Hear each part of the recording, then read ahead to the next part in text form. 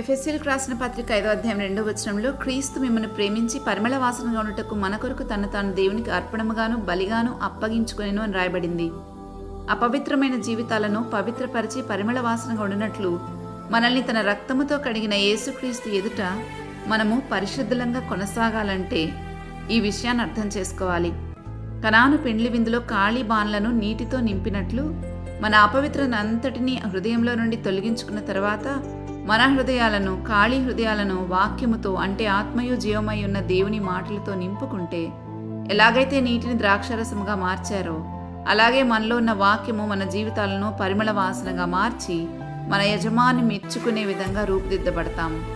అందుకే క్రీస్తు తను తాను అర్పణముగా బలిగా అప్పగించుకున్నారు. ఈ అర్పణ వలనే ఈ రోజున మన మనస్సులు మారుతూ ఉన్నాయి. ఎవరూ అర్పించలేని అర్పణ యేసుక్రీస్తు ప్రభువారు అర్పించారు గనుక మనకి ఈరోజు పాపాన్ని జయించే శక్తిని పొందుకున్నాం. దేవుని మాట ప్రకారం బ్రతికే శక్తిని పొందుకున్నాం.